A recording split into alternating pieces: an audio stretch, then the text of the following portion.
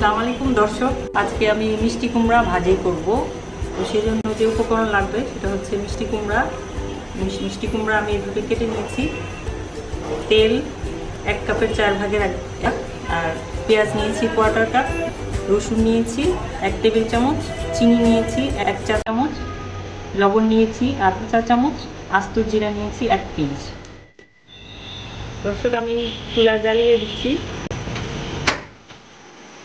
গরম হয়ে গেছে। আমি 1 কাপের 4 ভাগের 1 ভাগ তেল দিচ্ছি।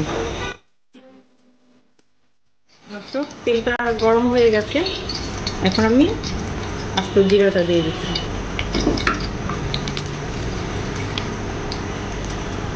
সাথে সাথে আমি পেঁয়াজ কুচি দিচ্ছি। পেঁয়াজ কুচিটা একটু ভাজবো।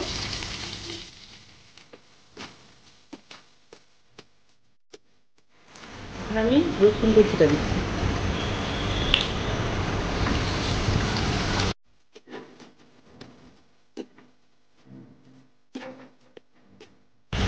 আমি একটা আস্ত শুকনা মরিচ ভেঙে এটার মধ্যে দিই।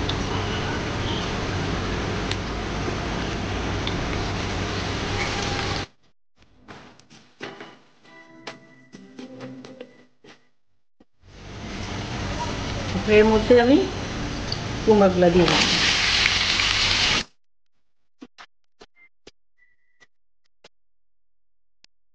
কেউ যদি চায়ের মধ্যে হলুদের গুঁড়া দিয়ে দিতে পারে, সমস্যা নেই।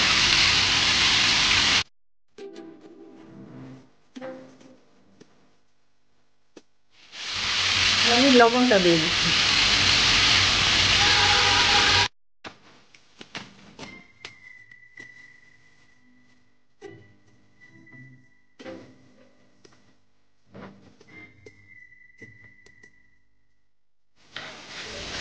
দর্শক, কুমড়া ভাজি প্রায় হয়ে গেছে। এখন এটার সাথে আমি চিনিটা দিচ্ছি।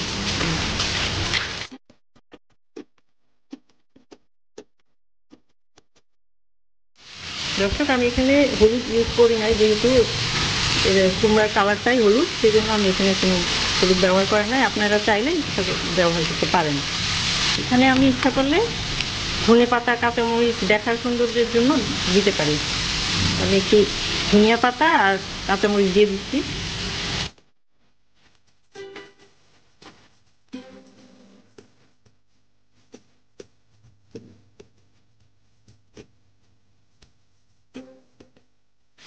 দর্শক, একটু চেখে দেখবেন যে লবণটা ঠিক হয়েছে কিনা। যদি না হয় আর একটু লবণ দিয়ে দিবেন। হয়ে গেছে আমার কুমড়া ভাজি।